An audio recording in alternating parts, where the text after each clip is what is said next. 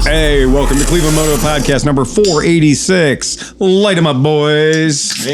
And somebody once said, "Are you 486ing the baby?" And I said, "I'm 486ing the baby."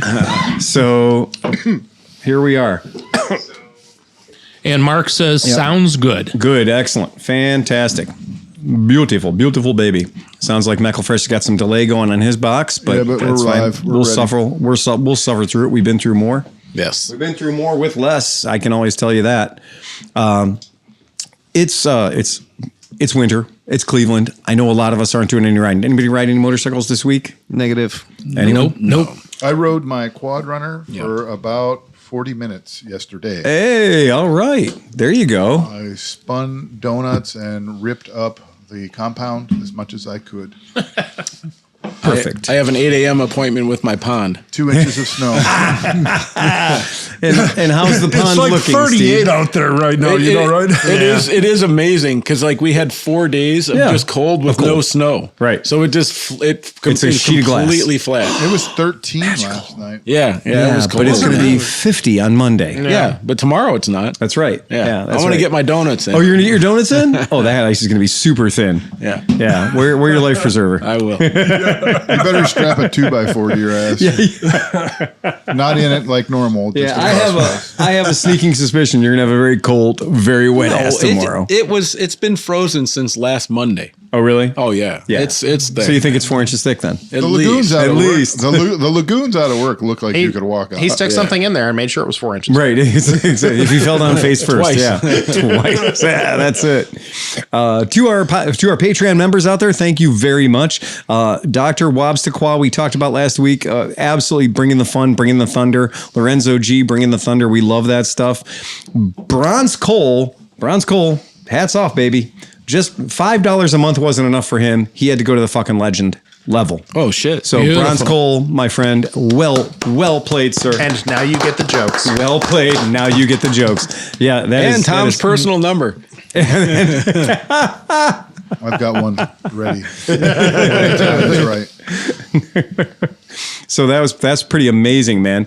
Also, I got a really weird package in the mail the other day, and you know we're famous for sending random stuff out. Now, for the record, Renee opens the packages, so whatever you put in there, make sure it's Renee appropriate.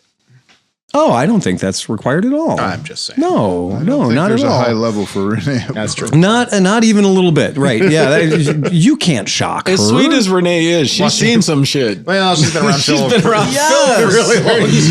Yes, I mean, oh yeah, that's gonna scare her. Yeah, right. Yeah. Oh, no, I meant no. it's not gonna scare her. I mean, don't That's send not- like elephant dung from the zoo. If- Then again, we could use some fertilizer. Again, Not the first time. Well, it was the first time.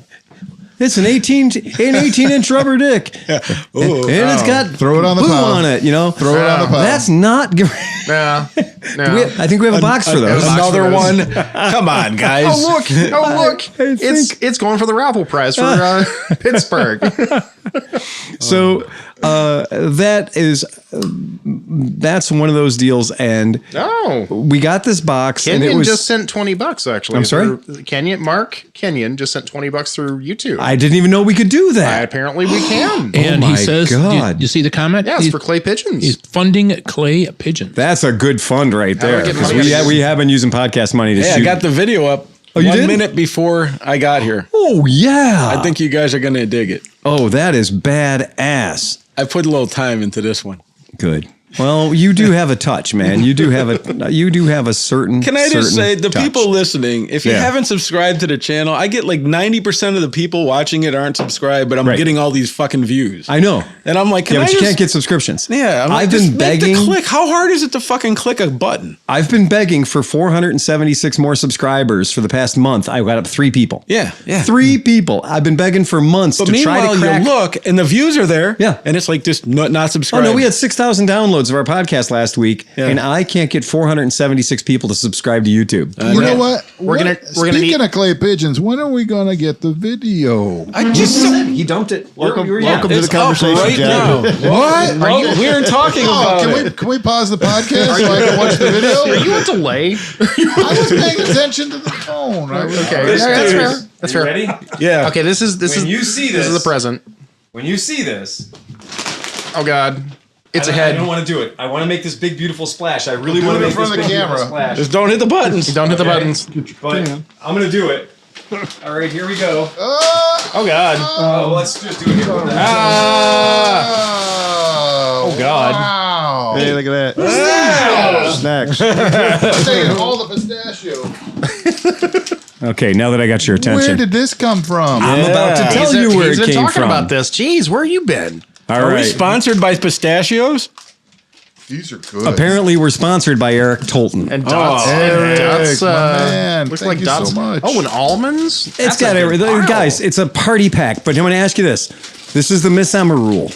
All right? The Miss Emma rule is if you're going to eat, don't eat the microphone. I'm Okay? eating the microphone. So put your fucking face, put your chewer away from the microphone John is known for that, though. so we don't have to deal with all of your mouth Dude, you noises. should open an ASMR channel of you just chewing on shit. Right. Shut up, fucking sound guy. No. And I like the way that they did send us crunchy snacks. Yeah. Okay. Are you guys ready? Yeah. Maybe. All right. Greetings, Cleveland Moto Podcast. I just wanted to raise a beer and give you the Jeremiah Johnson GIF nod for putting out an excellent podcast.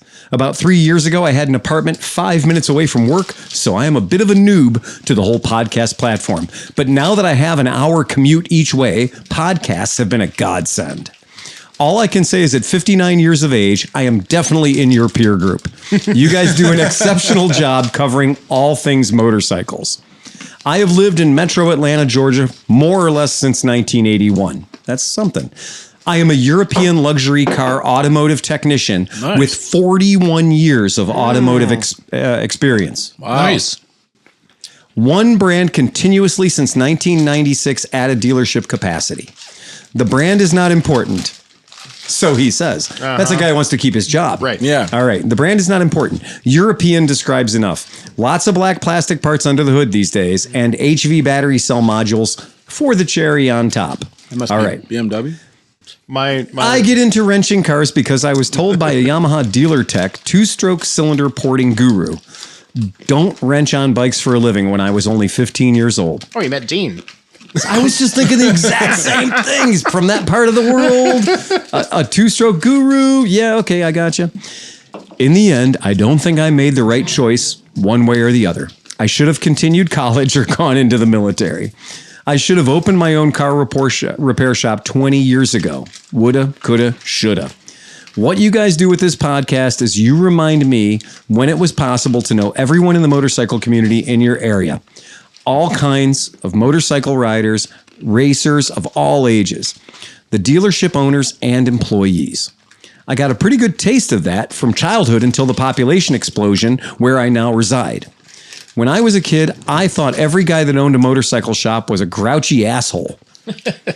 True. Get them away from work or on the track and they were totally different people. And as a kid, you can grow up with motorcycles with an open mind. You guys do keep an open mind, and thus you are well-rounded. Many in the motorcycle community are not well-rounded, and to no surprise, they are relative newcomers more often than not. I have had 18 different bikes since 1976. I have 3 in the garage now, ready to ride. I have no antiques or projects. They were and are current time period bikes for when I owned them. What they were and are does not matter. I wish I could have kept all of them. I made the correct decisions for myself at those times, and that's all that matters. My 2 cents is now your $20.02 per month. You can throw the pennies at Pennington for me. He has gotten better about blurting out shit to his credit. Ride safe and ride like a bat out of hell. Eric Tolton. This guy's awesome. Attaboy, Eric. That's a letter. That's a fucking great letter. And Thank when you, we Eric. when we get great letters, we like to read them out on the podcast because, again, that's what we're about. We're about people riding You motorcycles. had me at snacks. Well, that's great. But on top of that, though, I'm sensing that a lot of our listeners are fairly intelligent folks. I want to know how long it took Eric to get I'm all these digging that. snacks out of the I don't know, Sleepy. They listen machine to at us. the dealership where he works. They like to hear how the other half lives. But I would like to remind people that a giant Costco box showed up at my house, at the amazing. garage, at the shop. So a box shows up at the shop. It says Costco on the side. I'm like, what, Renee? What did you get us into? And then I saw it was snacks. And part of my wife's job description is she has to host meetings. And sometimes at these meetings, she has to provide some snacks. Oh, yeah. And this school pays her back for that, right? And of course, my wife being my wife, she likes to make it like, special. Make it extra nice. So when the box showed up and it was full of fucking snacks, and this is a small snacks. King's Ransom full of snacks. Oh, the pistachios are so good. The pistachios are really good. Chili pistachios. Blue Diamond smoked almonds. Oh my God, these are awesome. They're It's better. like, hey, They're Phil, better than we it's- deserve. It's like there's not an entire craft services table behind. I know you that was guys. the other joke. Was like it's pretty funny. Here was the little. You know how you can put a little message in when you send something.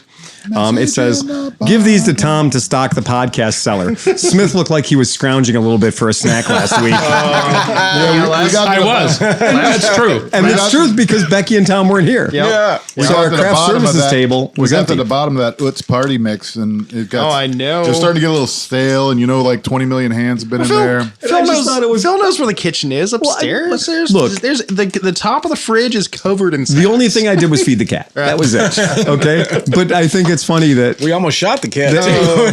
thought we had a home invasion going on. Smith It's a ate the small cat, food. makes a lot of noise. But it is funny that Eric picked up on Smith was looking around for a snack. that might actually be the first time anybody has ever accused Molly of being small. Right.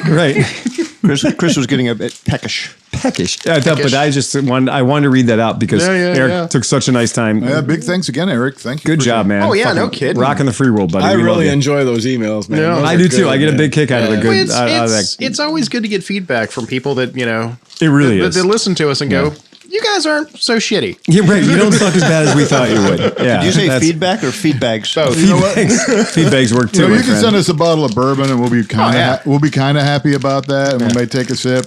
But send us a big pile of snacks. Oh yeah, you've tuned into ClevelandMoto ASMR. You're right. like a seagull on a French fry. Don't even over think here. about sending us cheese. Oh yeah, Or we'd be bound up. Man. That was it. no summer sausage. So that's super fun and that's super cool. Just really got a kick out of that he was nice enough to send us that. That's pretty rad. Oh yeah. Straw Dog says, good evening, folks. Dave King, greetings from Mesquite, Texas. Currently on my 5th Modelo Especial. We were talking about Modelo earlier. And Redonk is saying massive Costco box arrives containing Eric's nuts. These nuts are good. Eric had a side bet going that he could have his nuts in our mouth by Friday. Oh, he did it. There you go. He's now a millionaire. Yeah. Well, but it's Saturday. that was the side bet. I've already had the entire sack in my mouth. Not too bad. The podcast got delayed until Saturday. Right. We're just one day off. That's fine. We can live with that. I have no problem with that. That is totally cool. So we did put out some homework today. We put out just a little bit of stuff for people to focus on. And one of the first things we wanted to talk about is the Hawk 2. The Hawk 11. So the Hawk 11, which we did 2 years ago on this podcast, we said, cool looking bike. Great place to put that Africa Twin motor. We really did, when we saw it was going to be like a CB11, we all thought they were going to use that CB1100 4-cylinder motor. And they didn't. They didn't use that motor. They used the Africa Twin motor. And that's pretty fucking cool. I got to say, as a guy that likes Hondas in general, and I think they're pretty fun and pretty cool, it did hurt me when this bike was not an inline 4-cylinder. Because in the spirit of your 900, your KZ, my brain wanted this bike to be a cafe racer, and that means 4 across the rails. And it wasn't, and it's not. And the interesting thing is they told us about this bike about 3 years ago, and then, not to be liars, the fine folks at Honda did in fact launch this bike. They just didn't launch it here. And it's not surprising they didn't launch it here because our numbers don't instill faith in a lot of people. Especially when it's a bike that isn't a Harley Davidson or a Harley Davidson clone or anything like that.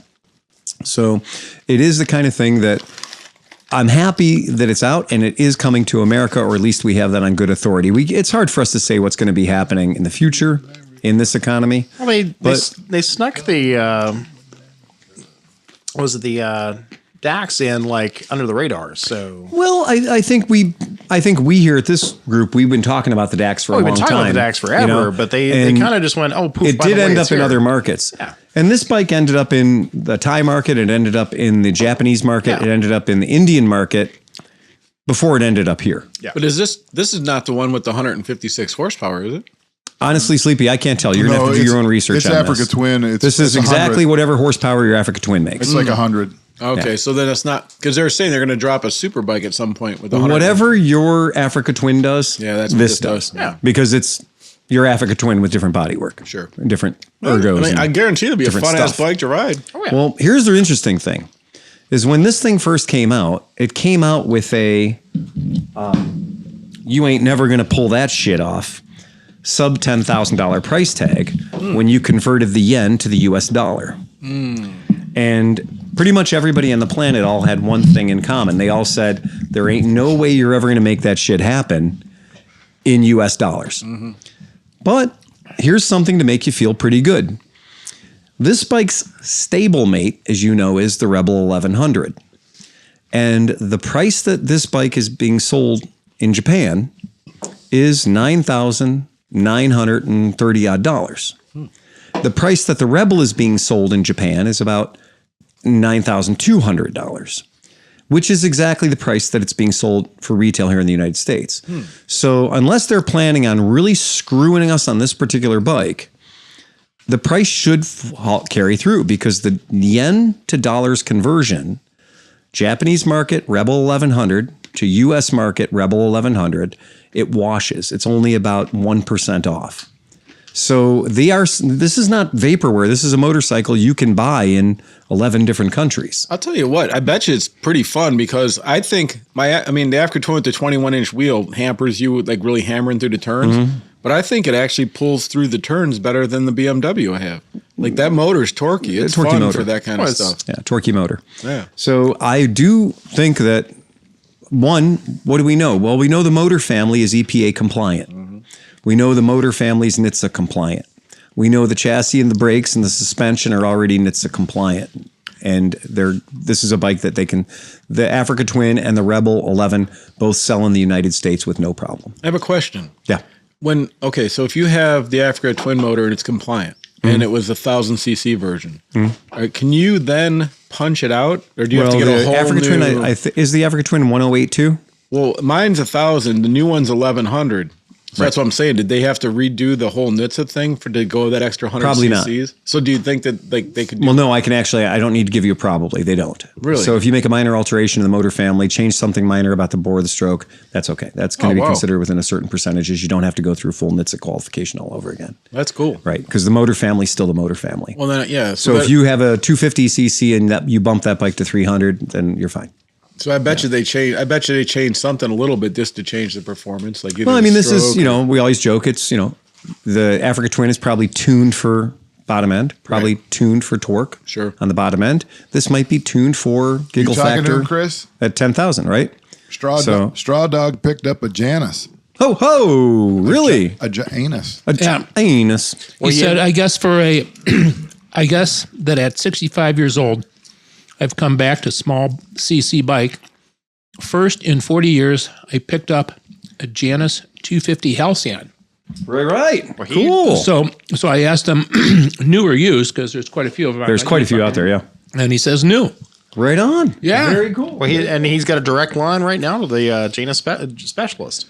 That's right. That's exactly it. He literally has, this is Right. the directest Right. line as you can get. I promise you, we have cut our teeth with some Janus bikes, man. yeah. We feel very confident diving into those machines. This podcast is full of Jani. Yeah. It is Jana. Yeah, that is true. I've like I said, I'm a convert. I like them. Yeah. I think it's a cool little bike. Yeah, I'm definitely in that. Don't apologize. That's a cool bike, man. I dig it. Yep, that is a cool I think it's bike. more of a. I don't think it's an apology. I think it's more of a kudos. yeah. And now Great. just one for our serves- folks. You explained it Backhanded perfectly. compliment.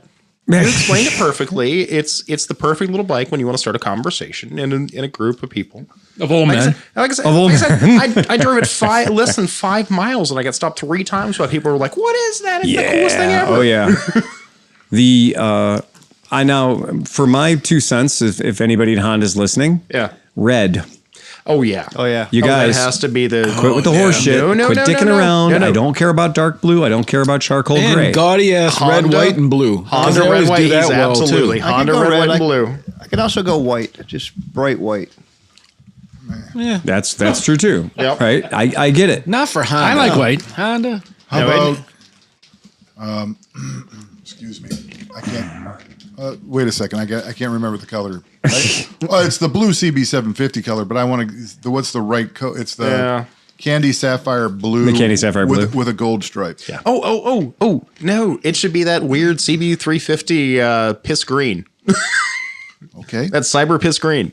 What's that? That weird CB350. It's no, Tom. The color's called Benelli TNT 135 green. We all know the color. That's called. That's too bright.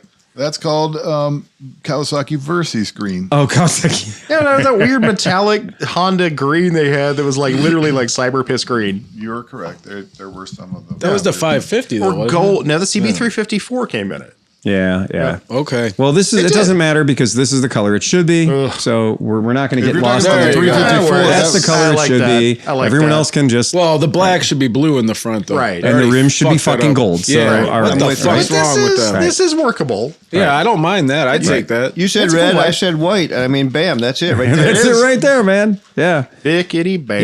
Yeah. That, That tickles all the right spots. in I that understand what you're doing, and you're going to make us buy the wrong color for the first 2 years. And then you're going to make the color correct to convince people that didn't like it on the first go round how correct it was. Because what they're doing is they're emulating the 1983 Bull d'Ors, the CB1100Fs, and all that stuff. Well, then it should be blue and silver. They made those too. Yeah. Yeah, they made those too. Yeah. Yeah. But, color. If they would have put red forks on it. the very simple rule is if it's going to be Honda race team, then it should be red and white, right? And every time I see a Moto Guzzi V85 TT, I just want it to look like a pack of Marlboro cigarettes. Yeah. Or I want it to be a John Play, a Lucky Player Strike. Special. Sorry, Lucky Lucky Strike Strike. bike. Right. That's just because that's I thought what that was the Kajiva elephant, though. it was. Yeah. Can you buy a Kajiva elephant? No. Then you're out of the conversation. I can buy a Moto Guzzi 850 TT. So if I can buy a Moto Guzzi I think they are doing a 850 new, TT, and I've already had one of my customers do the Lucky Strike livery, and it looks fantastic. And if you tell stupid people it's a Kajiva elephant, they're probably going to believe you. Yeah, that's fine. There's nothing wrong with that. Yeah, but yeah, I think a Guzzi 850 TT with a Lucky Strike thing on the side, gorgeous. Just absolutely gorgeous. That's every time I see a racing 60s Vespa, too. So Yeah. A Racing 60s Vespa. I don't see the red and white They have that as good- being like they have that Lola gold or anything stripe, else. yeah. I see that that's as being Lucky Strike. that's a pack of cigarettes. That just needs a pack of cigarettes right on it. And shame on Vespa for missing that. Oh, I know. Yeah. They could have just called it the Lucky Stripe. Lucky Stripe. Right. As an interruption here, Redneck says, as to compete with a Hawk, some manufacturer will need to announce a bike named after an animal that kills hawks.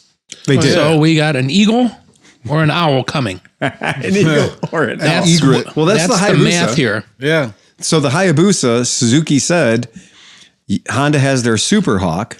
Yeah. We're going to build a motorcycle that's going to kill the Super Hawk. Or was it the Blackbird? The Super Blackbird. You're Blackbird. right. Yeah, Thank you. You're yeah. right. Honda had their Super Blackbird, right? And so Suzuki went, well, what bird kills the Super Blackbird? Well, the Hayabusa does. And so the Hayabusa is the bird that killed. We're going to get down to like Ricky Tikki Tavi. That's going to be like one of the bikes. Yeah. Like, isn't The that, mongoose? Yeah, the And then- mongoose, because he right, kills right. the fucking snakes and Again, stuff, right? I must say, as a guy that's been a ferret guy my life, the first time I saw a mongoose, I was like, well, that's too small to be a mongoose. I didn't realize how tiny they were. Oh, wow. All right. I had no idea. I yeah. thought they were more substantial. I thought they were bigger. My mongoose experience was a cartoon on TV. So I just remember that. They're just smaller than I thought they were going to be. That's all there is to it. When I'm traveling in the islands and they're like, oh, yeah, that thing that ran right in front of us. I was like, you mean that underfed chipmunk? He goes, no, that's a mongoose. I was like, no, that's not a mongoose. I had a bicycle as a mongoose. Right. They weren't emulating that little fucker. Yeah, they were. That was it. Wow. That's all it was. So Straw Dog says that his Janus just ticked over 7,777 miles. Dang. Dang dang. And I Good asked job. him, I said, what's your build number? Because I'm 376. That's how you know you're deep in the family. Yeah, he's 769. He's 3 years old on that. So Oh, very, okay. very, very nice. He's running it. How many miles you got on yours there, Smith? I've got 7,200, 7,300. Well something done. like that. Nice job, man. Yeah. You are going to pass up the miles I have on my Harley. And my Harley's a 2013. Okay. And you're going to blow right past me on that bike. Because I don't ride. I was realizing when I put that bike up for winter this year, I was like, wow, man, I rode that bike 1,300 miles this year. Not even. I'm definitely riding the scooters a lot more these days. And I'm also riding the bikes that I like to call transient bikes. Bikes that are mine for now. Yeah. Bikes that are mine for now. They might not be mine forever, but they're mine for now. So the second item that I wanted to call attention to is just a weird fucking motorcycle.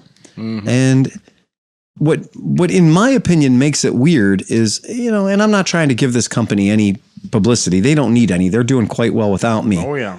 But what is giving me and what is curious to me and interesting to me is that this is an interesting looking motorcycle. There's a lot of interesting things about this motor. There are a lot. Yeah, you're not kidding. There's a lot of interesting parts of this motorcycle. And this is the ClevelandMoto Voom. It's got 2 round headlights. VOOM. But it would be one thing if those round headlights were just headlights. But they're not just headlights. Tell me more. Those round things are where it snorts the schneef. Oh, Those round things air intakes. are the air intakes. I'm positively tickled about the fact that those round things are actually air induction. And so that's where the other half of your power package goes. And then the lights are the rings around them. Bizarre, man. Just, I have no freaking idea. Projector LEDs, man. Projector you can do LEDs anything or you want with them. something, but I'm thinking, no, you know what it is? It's the big giant thing under the lights. Oh, yeah. Oh, there's a headlight? The big thing under the lights is the light. So the headlight is the thing that looks like it's going, eh. You know what sucks? It's like they kind of were like, okay, guys, we've been hearing all these guys saying they want a throwback bike, and then they fucked it all up. Yeah, that weird bump on the passenger set. Oh, no, the passenger seat is just to me weird. It's offensive. It's Does that flip a up? solid That is- 7 that is inches my higher question. than the driver's seat. Now, Oh, it's a since I'll never cooler. have a passenger on the back of the bike, it doesn't matter. No, but it's a cooler. It has to be. Something happens with it. So Phil, to be a cooler. It can't be. so Phil, That flips out for a second passenger. second passenger. but okay, Phil, I'm gonna pose something to you. Okay, all right. I'm paying attention. 20 years ago, when the ClevelandMoto fashion was all the rage, did you think 20 years ago we would be talking about ClevelandMoto as a real manufacturer? Absolutely not. No, but absolutely not. But let's look at this for a second. So, like, they have the tubes like an FZR 600 or an early ZX7. So they kind of bring that in as a thing. Yep. Then they have the dual headlight, but not really. Yep. Then they put a muffler back, like an old school muffler on it. I actually love where they put the muffler. Yeah, that's not bad. I It's back to love like where they where a put the muffler muffler. should be. There's some interesting there. I love that. I think they just wheels look nailed cool. that one. Yeah, the like tail the- is just terrible. That is, yeah. What is that thing where your pointer is on?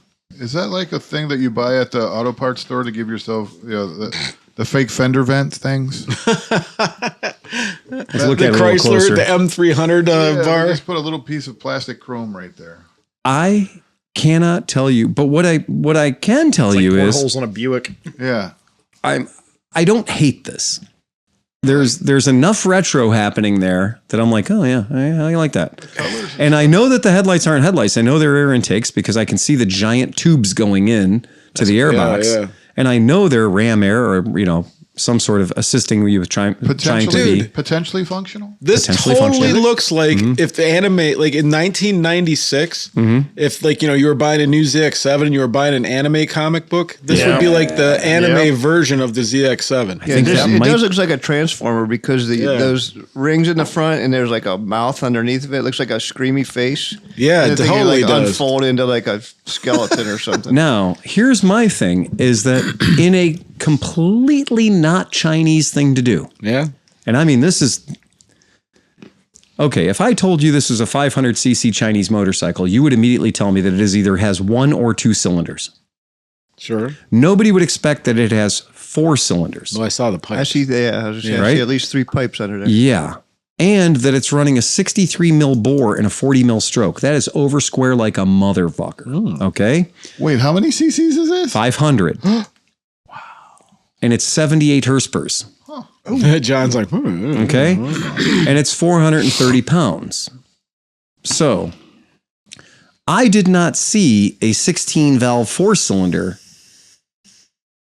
with a 16,000 RPM redline coming out of China. I just didn't see that coming. I didn't.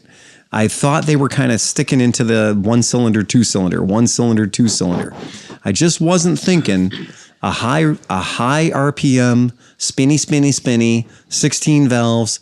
And And I mean, who would they? Okay, so if CF Moto is just stealing other people, like who did they build that motor? That nobody else has that. That's not something they stole from somebody that they were building for KTM or something. correct. They built that all themselves. And this bike's competitor is the Kawasaki Ninja 400 4-cylinder. But the Kawasaki Ninja 400 4-cylinder is 10K on your best day. And this is slightly more powerful than that. Not much, slightly, all right? And this does weigh 12 pounds more than the track-ready Ninja 400 4-cylinder, but that ain't much. That ain't much. well, this is going to weigh 130 pounds less if you're taking it to the track because you get rid of the cooler. Oh, I wasn't even thinking about taking this to the track, man. There was no part of me that was thinking about taking this to the track. This is just a good-looking motorcycle. It is not nearly as boring looking to me as the 400 Ninja. The 400 Ninja to me looks, it looks like exactly what it is. And you know what? Here's something that I'll give a credit to until I see it. We're looking at that tail thinking it looks horrible the way it is right there, but with the person on it, it might maybe not look that bad. Right. You know what I mean? Sometimes like it's designed to have an ass in there. But look at the Ninja there. I mean, it's got the same, the Ninja's same tail level of step up. is much higher and at a steeper, more ridiculous angle. Yeah. So if you put a passenger on that Ninja tail, well, now you're not sitting on a block of foam, you're sitting on a wedge of foam. And it's a wedge that's going exactly the wrong way. Yeah. They want, the thing is, you want the passenger. Okay, so you put your chick on the back. Yeah. She has to be able to see over top of your helmet so she has a good view. Who said that? I did. Okay. All right. Well, plus you don't want her hitting the back of your helmet. That's the only, that's the punishment. Mark Kenyon said that the looks like Anakin Skywalker goggles from It does. pod racing. It does. Yeah. Yes, it does. Yeah, and those, but circles and circles, man.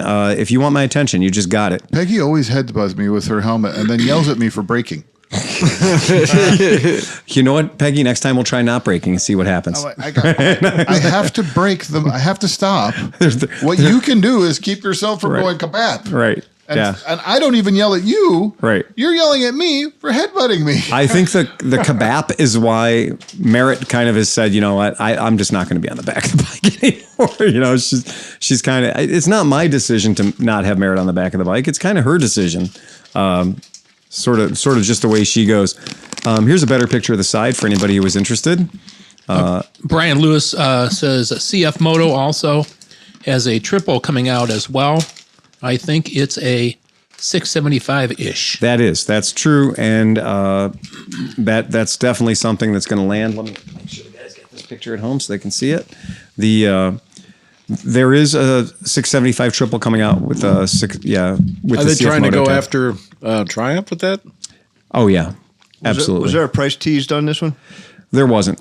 I didn't see it, but I'm sure if I dug deep enough, I'm sure I could find it. Let me see if they give a tease. I'm just going to pop up in the article a little bit. The byline is if CF Moto can price this right, U.S. riders will be all over it. That's kind of their deal. That's what they're saying is, pricing to be found later. The 675 sport bike is purely just for Sleepy. In this room, not too many people in this room are going to go bonkers for the 675 sport bike, but it does apparently has quite a bit of aero on it. Oh, I want to see. Yeah. So Sleepy likes aero. Yeah. Let's pull this up here for Sleepy to take a look at. It is very much a sport bike. Oh, that's pretty. Wow. Yeah, I told you. I mean, that's a track bike right there, dude. How much is this thing? I think it is definitely a track bike. Yeah. And that has the definition of $195 a month. It is. that has the definition of the Marquis de Sade passenger seat as well. Ain't nobody going to give that bike a second. The Marquis de Sade me. Yeah, nobody's going to jump on that bike a second time. No, I'm going to go ahead and throw it up so the guys at home can see it. And that is the 675 SR. I don't even see passenger pegs, so that's not a. That's the point. Yeah, I definitely didn't see any passenger pegs. That's for sure. And I was going to comment about that. CB or the Hawk 11 is the back seat of the Hawk 11 looks pretty tiny, but it does in fact have passenger pegs. So again, I wish there was just a little bit more to the back of that motorcycle. This one, I don't see passenger pegs. Maybe somebody else does, but I certainly don't. Not on this That thing looks nice. It looks like it has like disc vent, like suckers in the front. It definitely has some passive aero going down into the braking assemblies, and there's definitely giant fucking wings right above the front tire. Gotta have the wings, huge man. Freaking wings. I fucking love wings. I do, dude. I don't know. With honey mustard sauce, man, this is the best. Wings, man. He likes cauliflower I'm wings. going to AutoZone. I'm sticking them fuckers Have you on tried everything. boat-aged wings? Yeah, right. Boat-aged wings. That's a. Hey, Jefferson's, I sent you guys the link. I don't even drink anymore, and I follow this stuff. It's becoming more and more popular. $100 a bottle for Jefferson's boat-aged whiskey. Thank you very much. There is a video. If you go to Ride Apart, or if you go to CF Moto's website, you can see that the video of them running a couple of laps on the 675. We're not gonna show it on the main screen because we've been gigged for that before, so we're just not gonna do that. But it is definitely a sport bike. It absolutely is a track bike, but it's street legal. It's got all the street legal stuff on it. So yay, that's the thing. CF Moto's just kind of, they're getting people's attention, man. They're not screwing around. They're doing something. So I'm starting to have to, it hurts me to say how cool that Chinese bike looks. Let me say, Still does. Transistorized radios will never catch on. Exactly. Yeah. with everything that happened this week with the furthering of KTM, what do you think about how much more do you think CF Moto is going to get involved now that KTM is like publicly struggling again? I don't know, man. I don't know. Nothing into it. That's been the back and forth. This week, the past 2 weeks, I've heard stories about how Perrier is doing this just as a financial restructuring, and he's got billions of dollars in the bank, and he doesn't need to go into any sort of chapter bankruptcy. He can afford to not do it, but he's going to do it because it's a safety net, and it's a great way for him to distance himself from some of his financial responsibilities as he changes the shape of KTM into something that's more profit-based as opposed to racing and passion-based, because racing's really, really expensive. So this is called enshittification, which has become a thing. That is definitely a thing. And so you might as well just go ahead and buy a CF Moto rather than a KTM at this point. Well, again, we were talking about the They did it to themselves. the CF Moto Adventure 650 that's now $4,299 at our local CF Moto dealer. Right. I said again, $4,299 for a 650cc motorcycle. So you literally can ride this thing for 2 years, and you probably can, and throw it into the local ditch, perhaps, and be okay. Yeah. But that thing is like, if that's not the experience you want to have with a motorcycle, go get yourself a Versys 650. Yeah, Right. And buy a 3-year-old Versys 650, and you can keep it for 15 years and get sick of looking at it, and sell it to somebody else still perfcally running. Any V-Strom 650 will get 1,100 billion miles. Oh, yes, by all means. Yeah. Absolutely. And that's that difference. And it's challenging because it is like, oh, this is very tempting, you know. But I just don't know if I want to be there. I don't want it to be. Well, you know, all the best motorcycles in America come from China. This is one of those things. Is like somebody out there has to be doing high mileage. Pete, how do you feel about doing high mileage testing of Chinese adventure bike? I mean, because we have the one from Pete's brother. Let me ask you this, Phil. And this is no way getting political. I'm not trying to bring politics into this. But considering that the tariff situation is a real thing that we might be dealing with, how much is that going to dig into? I can pause you on that. I can help you with that. Yeah. A guy who, like him or hate him, has been known to lie about something. Mm-hmm. Okay? He says a lot of things. Just to play them. He says a lot of things to make the cameras point at him, and he says things. So he says things, the camera points at him. Sometimes those things turn out to be true. The vast majority of times, they turn out to be not true. I think also sometimes it's ripening up the negotiations. Of course it is. Yep. That's exactly it. Okay. But here's what I can promise you. The 25% Canadian tariff is part of the bread in the sandwich. The 25% Mexican tariff is the other part of the bread in the sandwich. What was the meat in the middle of the sandwich that he was talking about? 10% for China. You guys don't realize it, or maybe you do, and you just haven't said anything because you want to make me look stupid. But we've been living with a 10% tariff on Chinese motorcycles for the past 4 years. Yes, we have. I know. I sell them at my shop. I pay that tariff. Every time I buy a Royal Alloy, every time I buy a genuine Rattler 200cc, every time I buy a genuine G400C, I am paying a 10% tariff to the manufacturer. The manufacturer paid a 10% tariff to pick it up at the dock.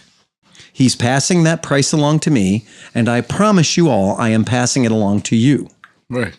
Because every manufacturer that sells me the device that came from China is charging me a 10% tariff. And if you don't think that tariff is another word for tax, then you need to come and hang out at my shop for a week. and go into my shop and read the price sheet on the front of any of those Chinese bikes that says freight, $500, assembly, $240, tariff, whatever the fucking tariff is. Well, and I put the tariff on a line item on the sheet because that's what they want you to do. They want you to give the consumer the option to buy something that is not tariffed. Well, the thing about tariffs is, like you say, it's a tax. When they collect the tariff, where does it go? To government. To the government. It doesn't go to, okay, we're collecting a 10% tariff on Chinese motorcycles. We're going to take that 10% tariff and we're going to give it to American companies who are manufacturing motorcycles to actually help them. To retraining programs for lost industry. We're just going to try to punish the Chinese, but we're going to take all the profit out of that. Yeah, well, it's the idea of disincentivizing buying something that isn't produced by an American company that doesn't exist anymore. Yeah, but you could have the double effect of not only are you disincentivizing Chinese motorcycles, you're helping prop up American motorcycles. Oh, yeah. I have one simple task for you right now. Leave my shop today. Leave my shop today and go buy an American-made toaster. Yep. And when you washing machine or microwave or anything there's else. a separate tax on washing machines. Buy an American-made toaster. And when you found that American-made toaster and you make the decision to buy that American-made toaster, you will have dodged the 10% tariff. Yep. You will have saved the $3. If you think that tariff on that toaster is going to be enough to make you say, no, darling, I'm not going to buy the $49 toaster, the American-made toaster is $397. We're going to buy the American-made toaster for $397 because I do not want to pay that $4 tariff.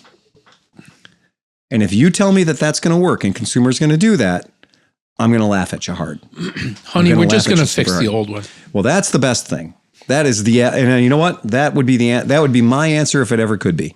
Merritt has taken to getting her clothing repaired and employing the services of a North Olmsted Romanian-born tailor. Yeah. And so she takes her clothes in there, and when her clothes are, when the elastic's blown out in her skirt or whatever, she's been doing that. She took a pair of her slippers in and had her slippers mended. So she didn't want to contribute to this, decycling, this, throw it away. Well, where the fuck is away? right? So Merritt's decided. Oberlin, Ohio. Right. The highest point in Oberlin. I was going to say Oberlin Mountain. BFI. Yeah, Oberlin Mountain. And we have one of those in Avon Lake too. And Merritt's kind of putting her money where her mouth is and saying she's not going to buy any new clothes if she can keep fixing her old ones. That doesn't surprise me one bit. It doesn't if you know it. So the answer to your question is the Polytron toaster. The Polytron toaster? At $285. Well, that's competitive with the one I saw at Walmart. Right, at $13.50. Right, for $39 or whatever, right? Yeah. So that's the point it is. actually even manufacture. I mean, I'm still even skeptical even at that. Well, I mean, the next best one was like $1,250, but that's like an industrial grade. And we learned when we were doing our I Dare You to Buy Your Shit in America podcast 10 years ago, the only helmet that we could find that was made in America was only made in America to satisfy law enforcement contracts and fire department contracts that said that their items had to be made in America. And they had a guaranteed lock that they were going to sell 2,000 helmets next year. But those helmets were $750 for a shorty. Yeah. Now, if you say, I'm going to spend the $750 because I don't want to pay the 10% tariff on the $49 Chinese helmet, well, then you're a better consumer than I am, Gunga Din, because I'm not going to fucking do that. I'm not going to spend $750 for a helmet I'm going to be able to wear for 5 years, tops, and it's a shorty, right? It's a shorty cop helmet. So I think that tariff is only doing one thing, and that is saying you're going to buy the Chinese products anyway, because there are no American products that compete with it at a 10% delta. So if there's not a similar choice for you to go to, you're still going to buy the Chinese product. You're going to spend an extra 10% for it. And that 10% is going to go into the pocket of the people who need it the very most, the U.S. government. Well, because we don't build enough F-35s. We do need another Gerald Ford floating on the in the Gulf. Well, so that's my idea. That's my take on it. You don't think it's going to hurt? I mean, whatever. What's that? It's going to hurt. It's going to hurt. Saying, but it's not as bad. Okay. Well, it's whatever taxes you're paying Sleepy now. Yeah. You've been paying a 10% tax on motorcycles. Right. You just weren't aware of it because when the news cycle came out and guys like me started charging you an extra 10% on the motorcycles, because we've all been doing it. I can tell you every time I pay an invoice for the bikes I order from Genuine, there's a tariff on there. And that tariff has been around for more than a few years. All those G400Cs had tariffs on them, right? And so it's just a continuation of that. Well, and it is not helping make people go, you know what, I was going to buy that G400C, but that tariff, I'm going to buy that Harley now. Gotcha. And that is not what has happened. I can tell you there's been not one single customer in my shop that said, I'd really like to buy that G400C, but because of that fucking tariff, I'm going to go buy the Harley. Yeah, I'm going to go buy the equal product. Indian Harley. Right. But that's the thing. Like if you had an equal product for equal prices, then it would be different. Then because that's kind of the. That's exactly right. But that's not what's happening. So does the average Joe customer, though, when he comes into your shop to look at the Genuine motorcycle, does he even question whether there's a tariff on it or not? He just sees how much it costs and says, I'm willing to pay that or I'm not willing to pay that. But he's not breaking it down the way. Because I am the guy that I am, I put it on the ticket. So I put it on the talking sheet. If you come into my shop and look at the handlebars of my bikes, on certain bikes in my showroom, you're going to see the word tariff, and it's in black print. Wow. It's not small. I'm not hiding it with little asterisks that points around to the back. The point is, if my manufacturers are forcing me to charge you that, then I'm going to throw it back on them and say, hey, pal, because that tariff wasn't designed to fuck me. It's a pass-through. Okay? You're not going to find a retailer that's going to go, well, there's a 10% or 25% tariff on washing machines. I guess we're just going to eat 25% of our profit margin. Best Buy or Home Depot didn't eat 25% of their margin when there's a 25% tariff on washing machines. No, what they did was they raised the price of their washing machines 25%. So it's a pass-through. Well, it's going ultimately to the consumer. It'll be interesting also to see if sales slow down because of the 25% tariff and or if, hey, come on in, we got 25% off. Yeah. So... Well, there's a lot of ways that they can play with it. The other flip of this coin, no American manufacturer that exists right now that is going to build a two-wheeled vehicle is going to build a scooter to compete with a Chinese scooter. So this is where we're coming at too. Nobody's going to build a scooter in America because you can't. There is no method to build. There's no manufacturing ability, nothing to build a competitive scooter with something you can get out of China for less than the 10% increase in taxes you're going to pay on this bike. I was raised to never say can't. Redonk asks, what's the Harley import tax to India again? Right. What is it? I have no idea. Yeah. Oh, wasn't that you were saying is 100% or something? It's usually very high. It's between 50 and 100%. But this is also why that's why they're Harley building has- the bikes in India. But Exactly. here's my thing is, okay, so what about automation? Right. So what if these motorcycles are, by and large, I mean, okay, so China has supposedly cheap labor, but they do have cheap labor. But, I mean, at a certain point, isn't automation just going to wipe all that out? And it's going to be like, well, I mean, it's going to be basically 3D printed here, or it could be 3D printed there. So what difference does it make? Why not have it 3D printed here, and then you don't have to ship it on a boat? Because we're not quite at 3D printing whole motorcycles Yeah, yet. but we're pretty close. I mean, with robots and stuff like that, you wouldn't have to have a super labor-intensive production line, even right now. So what you're saying is we're not going to create any more American jobs by taxing people 10% on everything because we're just going to go with automation. Absolutely not. The jobs across the world are going to humans are becoming redundant by the second. Yep. So stop having babies. AI in 10 years is going to wipe out billions and billions of jobs. Absolutely. Human resources, you're on the list. So you guys remember a little motorcycle company called Can-Am? Yeah. No, I've never heard of them. Bombardier? Oh, those guys. Yeah, Polaris, they build airplanes. right? They build jet skis and they build Sea-Doos, right? skis, yeah. And so they just rolled out their first motorcycle in 40 years, Yeah. and it's electric. Yeah. And they're doing two different versions of it. But you didn't say boogie woogie woogie. I was implied. The boogie oogie oogie was implied. Oogie. And you know the thing about this is, I will point my I'll point my my plucky browser at the fine folks of the factory that are all standing there raising their hands in celebration of their launch of their first Can-Am motorcycle to roll off the assembly lines since 1984 or something. They'll all be unemployed in a couple of years. Yep. Well, there's a wrinkle there because they're Mexicans. This bike is 100% built in Mexico. Yep. It's a Mexican machine. Yep. It is a Mexican machine. That's what it does. Now, here's the problem. If 25% tariff happens from Mexico, the problem was this particular motorcycle would have been $16,000. I'm sorry, $14,000, and would have been very, very competitive with other electric motorcycles that are out there. Mm-hmm.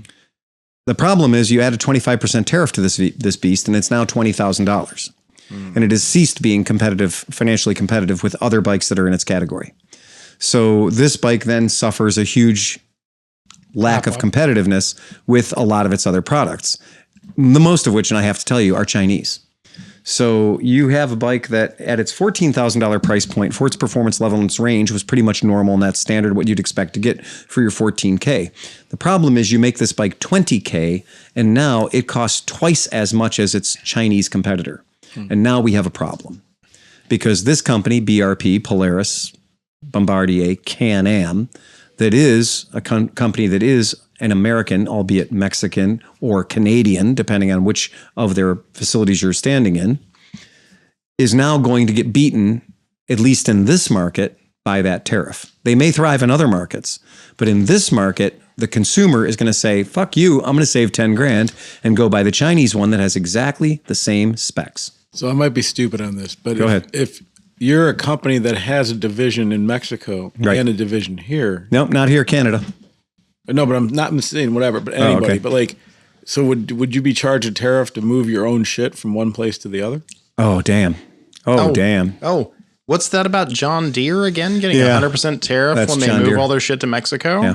Yeah. Yes. This is that conversation. Yeah, I think you're right. I think you're absolutely right. So that's what it is, right? Yep. Like that. Yeah, you can't do that, right? Yeah. Yeah, that's what I thought. Yeah, I think that's very viable. I used to work for a company that dealt with John Deere and Case and New Holland and all that stuff, and they were all about globalism. They were like, Oh, yeah. because we were doing injection molding, and they would be like, well, our price model, this is what we came up with, and you look at it, and it's like, well, you're going to have a machine shop in Brazil Right. First, the molds are going to get molded in Paraguay. They're going to get sent to Brazil for machine work. They're going to go and you've built the cheapest possible way to build this, but it has to get shipped from 6 different countries back to here. And then we mold it, and it's like. And then can you imagine if there was like an error? And then it gets here and you start molding it and you're like, oh, it's not right. It has to get sent back to Brazil to get reworked. Yeah. And then that's when they're like, well, is there a local machine shop that can do the work? And they're like, yeah, there was. But now they're out of business because you sent the business to Brazil. Yeah. So right now, this tariff and this 25% tariff in this, we're talking about it because that was the intention. The intention was to say something bombastic and make people talk about it. And we are doing that. We're talking about it right now. I'm also calling attention. I think it's kind of cool that Can-Am built a kick-ass electric motorcycle. So, for what it's worth, I think that's pretty neat. Any manufacturer, any legacy manufacturer is going to build an electric bike that's going to catch on. It could be and should be Can-Am. The pictures you just brought up now look 1,000 times better than the other one. The other one looked like a little mini bicycle thing, but that one that you showed before this dirt bike one, that looked like a real bike. It is a real bike. Yeah, that looks nice. It's full scale. Yeah. It's full scale setup. Because as much as it doesn't have a passenger seat, though. I have to tell you, that's one of my fucking pain in the dicks about this motorcycle. Is it's it runs 17-inch wheels. It's normal in that way. It's not a partial scale. It's not like the Land, or it's not like the Super 73 or some of the small, basically glorified mini bike size bikes. This is a full size machine, but and that's good that there's options out there, because the Zero full-size machine, you get into the Zero full-size machine, you're staring at 20K, right? You're looking at 20K. And even if you get into like the one Hofford had, the FXS or FXE, on those bikes, still has. Right. You're looking at 12K. You're looking at 12. And that's essentially a dirt bike or a super mo that's going to give you tops 75 to 80 mile range, and an 88 mile an hour top speed. That's where this is. That's where the price point is on this, or that's where the range is on this. It's a good, it's got the right stuff. It's definitely got the right stuff, but it's going to hurt it a lot if it costs $4,000 more. I don't think anybody would walk right out and buy one, because you're spending an extra $4,000 on nothing. Just a tariff. Hey, right?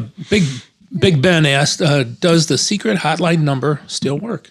It does. If he has it, then it does still work. It's still functioning. So, and if he doesn't have it, he can contact me. He can send me a message. You can send it to clevelandmoto@gmail.com, and I'll make sure you get that number.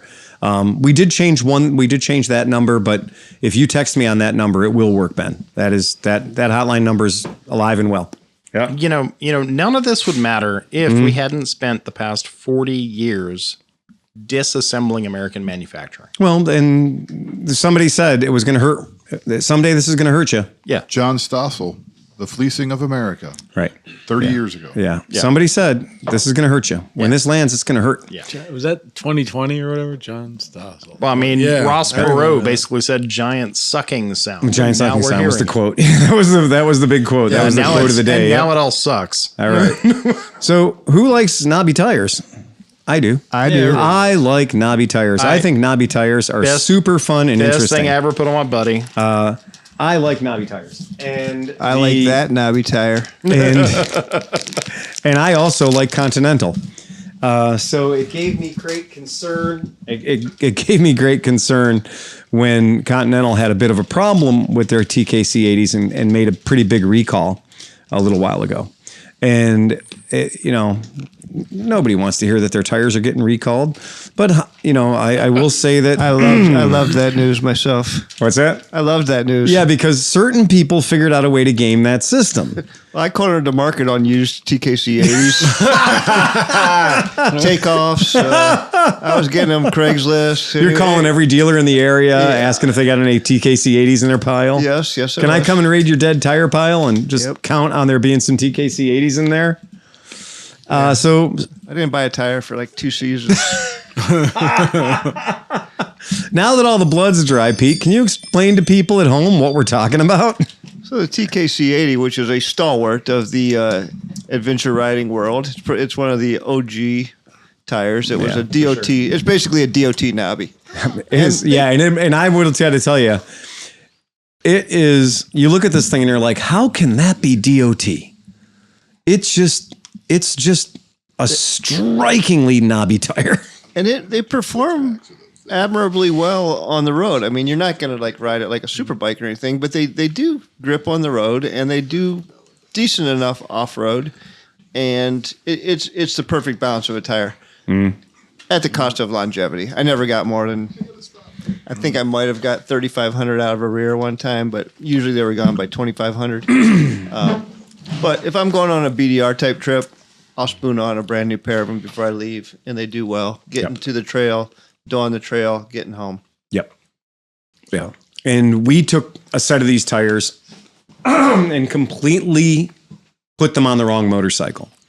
We took a set of these tires and put them on a Zero SRF with over 168 pounds-feet of torque, a full-on sport bike, and put these tires on it, and the Zero didn't break them loose, which to me was shocking because the Bosch traction control system that's on the Zero electric motorcycles is so good that when he detects anything at all, it modifies the power output.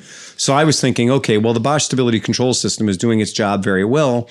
So what's happening is I'm not feeling the loss of traction. I'm not feeling the slip, but it's going to be costing me in 0 to 60 times, right? And so I did the test. I posted up in the video. You can go watch the video. But even with the TKC 80s on the bike still went from 0 to 60 in 2.9 seconds on the tarmac. So that means the TKC 80s were doing their job. And they weren't acting like knobby tires. They were acting like motorcycle tires. And I've had these on several bikes, and they are amazing. And what Pete says, though, is absolutely true, is you're going to get half the lifespan on this tire of any normal non-open block knobby tire that you're running. But they are aggressive. Well, what they did was they fixed them. So after a very long and I'm sure painful, thanks to Pete, rebate campaign. So let's get to the he was reason. helping them. He was collecting up all those That's old right. tires and I getting felt them I turned was in doing, real I quick. was doing my part by doing them a favor. getting those dangerous tires out of circulation. You're basically a patron saint of tires. So they did have a recall because some of the knobs were developing cracks, and this was a self-imposed recall. It wasn't something that No DOT or NHTSA got involved. This was Correct. purely them. Just quality control. and it was Yeah. only certain sizes. Too. It was. Yep. But they have revamped the compound now, and they're coming out with essentially a TKC 80 2.0 version They sure are. after about 35 years, I think. Yeah. Yeah. I was going to say the longest running tire of its style. There's been many people come and go. I mean, Mitas, there's been so many different tires that have come out and said, look at us. We're an open block adventure bike tire. And meanwhile, TKC 80's just been sitting over there going like, yeah, we did that 20 years ago, man. Right. Shinko makes a copy of this tire. Yes, they do. I think Kenda makes a copy of this tire. Mm-hmm. I've tried a couple of those too, and they're You know, I don't know. Well, I can tell you my personal experience was I put those Kendas on one of my bikes, rode it 10 miles, was terrified at the lack of dry tarmac grip, and immediately brought the bike back and took them off. For the Kendas. There was a Duro. I still have those on my KLR Right. 650, and Yeah. there are times when I'm like, did the rear end just break loose a little bit? Like I'm like, these things are, and when I've had them in any kind of mud, it was like, no, Right. don't do that. Yeah. I had, instead of the TK80s, I always had the Traxinator GPSs. Correct. Those were really good. those are Is good that a tires. Mitas? No, it's a Moto Z. Oh, that's a Moto Z. Motaz. Yeah. Motaz. Yeah. But Okay. I mean, I got those. I would get 6,000 miles out of those though. Compared, Right. That's why I like them, because the same thing with the 80s would just get. I think that the TKC 80's rubber compound is so fucking soft that it makes this bike confidence inspiring. I borrowed a buddy's Triumph Thruxton and in San Francisco, and this guy had TKC 80's on it that only had about an 1/8 of an inch of tread block left on them. And he had worn them perfectly the whole way. There was no chicken strip on these tires. And so I knew he wasn't afraid to lean the bike over because he had even wear the entire way across the tire. And he handed me the keys and he's like, go have fun, tear it up. You can't hurt this bike. But immediately what I did was, you tried to hurt that bike. No, you're trying to kill me, dude. You're giving me a street bike. You're giving me a Triumph Thruxton, which is not a lightweight bike. and you're giving me a Triumph Thruxton that has knobbies on it in the streets of San Francisco where it's never stopped raining. And I thought he was legitimately trying to hurt me. And the bike the bike was a battle-worthy bike. It's a bike that's seen some shit. And I took that thing out, and after 2 hours of getting used to it, I was hanging that bike all over the place. And those were on TKC 80s that anybody else would call worn out. They were down to, the blocks were only about 1/8 of an inch high. Well, once their blocks are completely gone, then it gets really good. It was not a slick. It was still not a slick, but it was still a TKC 80. And this particular guy is the guy that, he was like, oh no, these are great tires. I've been putting these on for 20 years. These things are amazing. If I had my druthers, if price were no object, Right. That's the only tire I would run. Yeah. Yeah. And good for them. So what they've done is they've reinforced the sidewall on the thing. They've changed the design of the block a little bit to make the blocks less likely to peel apart. Pete, did you hear the Continental guy that said the only reason we're seeing the block separation is because the motorcycles now, like the BMW 1300, have so much torque and so much power that they're putting so much stress on the knobs on hot pavement? I did not hear that. Yeah, it was a pretty decent Continental video that they posted. Well, I can tell you I had block separation on the front tire of my F800. Oh, you did? And it wasn't getting that. Obviously, it was a front. It Yeah, wasn't it's just getting braking. that hot, right? It's just doing braking work. That's interesting. So I did not experience that on the sizes I was running. I did notice that in their new launch of the new sizes, they do not have a size that I'm particularly fond of, which is the 17-inch. Because it's forthcoming. I think they should by the second half of next year. Oh, really? Yeah. Okay. I was a little nervous about that. I was thought too. Okay. I thought they killed off the 17. So I'm happy to hear that it is planning. They are planning to bring it out because I agree. This is the one, especially if I'm not paying for them. This is my favorite tire in the world. But What does TKC stand for? That's a good question. I don't know. I have no idea. I don't know that I've ever Total seen. Control Continental and the extra K's for cool. Yeah. Hey, Straw Dog says my Shinko 244 knobbies have almost 8,000 on the front and rear. Didn't you get crazy mileage out of your Shinkos? Yeah, You got crazy 75, miles. 75, right? The Shinko 244, isn't that the Golden Boy? I say Golden Boy on it sometimes. That's a completely different tire. Yeah. But Redonk says my local shop won't service Shinko. Golden Boy is like the low end of Shinko. We used to joke all the time. I love when Golden Shinko Boys. when Shinko was brand new and they still had the Golden Boy on the side of a lot of their scooter tires. Yep. We were like, dude, your tire says Golden Boy on the side. It was like, come on, really? Hey, Phil. You're gonna mount up the Golden Boy? You know what I really miss? The handsome lad? You know what I really, really, really, really miss? The Sava Crons Yeah. with the reflective stripe. I still on have the some at the side. shop.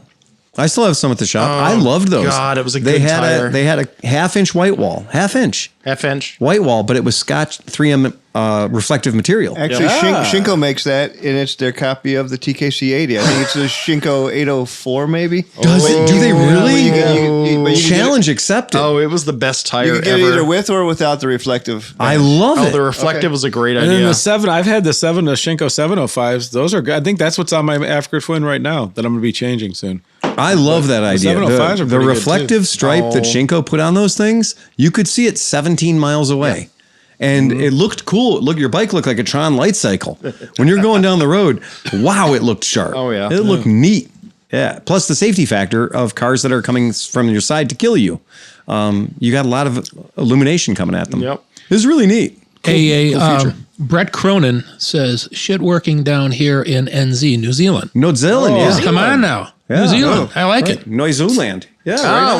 When I decided to bug out, I need that guy's info. Mm-hmm. He's so far away. He's just not listening to last week's podcast. He is. Yeah. just getting there. Based on the date change and the slowness of the internet. Correct. Right. Slownicity. There's quite a delay to New Zealand. He's listening to us tomorrow morning. Yes. We're going to have to call him and ask him on the podcast. And he's hungover.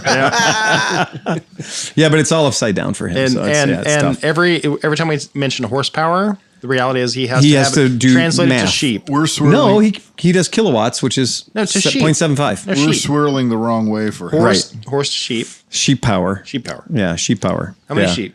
The Big sheep.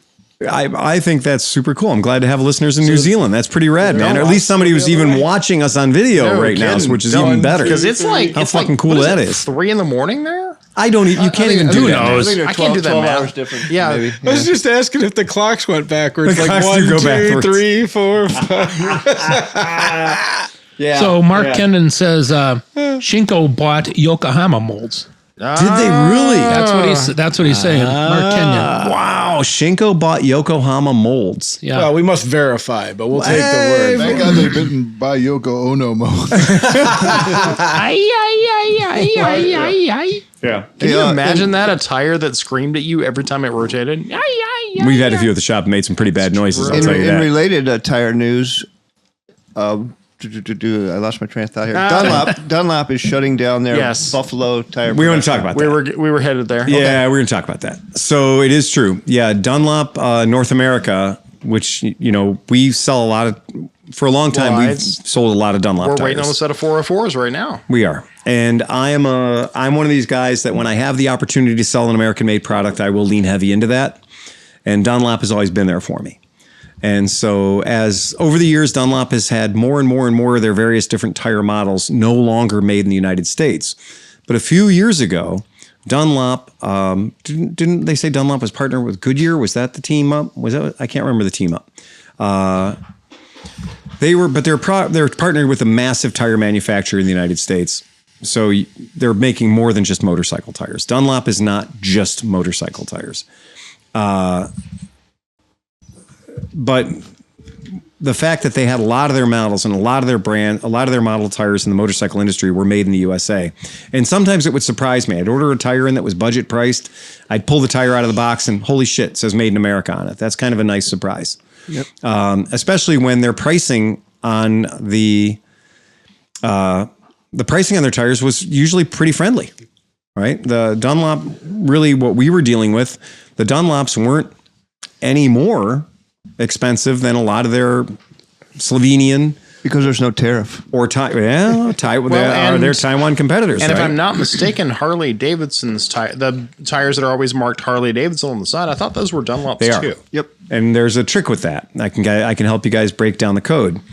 So if you're looking at a Harley Davidson tire and it's branded Harley Davidson on the side, then that tire is going to be a made in America. If it's Dunlop, it's going to be a made in America Dunlop. Now, Harley Davidson does also sell tires that are branded and that are Metzlers. And so you can buy them as Metzlers as well. OEM Harley Davidsons do come. They'll come with Metzlers. They'll come with Dunlops. If you're buying the Eagle brand, if you're buying the Shield Harley Davidson tire, then we can order them for you through Drag Specialties. And they're not that much more expensive. It's $20 to go with a made in America tire. And that's pretty cool. For your metric cruisers and stuff like that, they make a tire called the American Elite. And what we thought was hilarious was when the battleship of bikes that was the Moto Guzzi California 1400 came to the United States for all the way from fucking Italy, tested in Australia for who knows how long, right? Heat cycle tested and all this horrible stuff that they did to that motorcycle because Moto Guzzi didn't want to have any egg on their face when the thing came out. Cybertruck, and they wanted to produce a product that was going to be usable and operable by the consumer right out of the box. And this thing shows up, and I go over and look at one of the prototype ones that we had in the California Training Center, and I walk up to it, and I was like, that son of a bitch has got American tires on it. And I thought, well, that's something. And they said, well, for the tire size that Moto Guzzi mandated the bike had, the tire size that they said they wanted this giant fucking motorcycle, 1400cc V-twin, the only tire company that made that tire that they could lay their hands on was Dunlop. And the tire is actually called a Dunlop American Elite. And the thing about that tire is that tire has some built-in warranty to it. So when you buy American Elites, you're going to spend a little bit more money.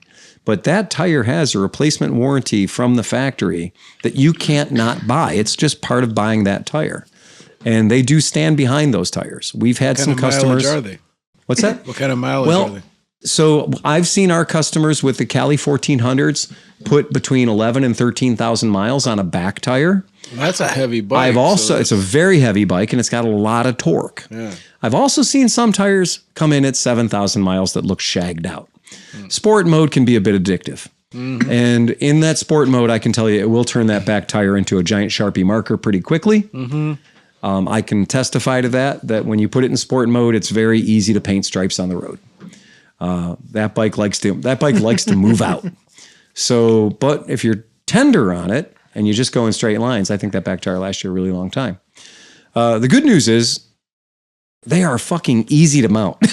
I would give Dunlop engineers get all my credit in the world, because usually you get a tire that's got that profile, that's got a massive, huge, bigger than a 200 profile, and they can start to be real squirrely to mount up.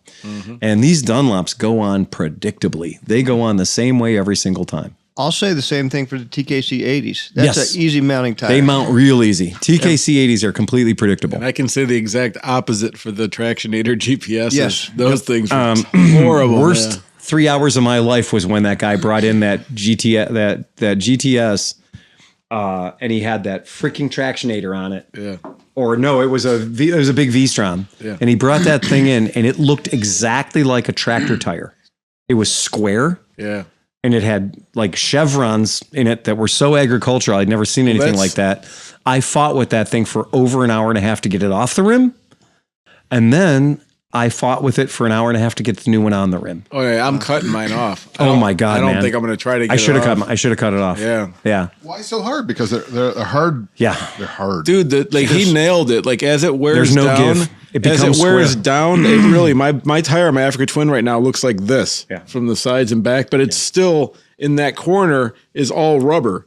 So it's so hard to move the sidewall. It becomes like it's. And do you remember the old Goodyear commercial? 720, the Goodyear 721. Or Seven wrapped by two, surrounded by one. That's the technology that's in this Tractionator tire.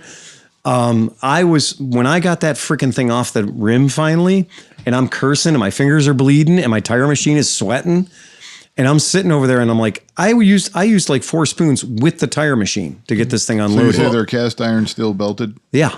But supposedly, now correct me if I'm wrong, Pete, but wasn't it also like you could run down, like if you had like no PSI or you're losing PSI, the I'm sidewalls absolutely would certain it's a last. run flat. Well, that's because that's what makes them tough to mount is like super stiff sidewalls. Yeah. And that's also why you can run them with almost zero air in them, or maybe even run them gingerly with no air in them. Yeah, it'll Because the get you sidewall back is or so something. hard. Right, Yep. right. Yep.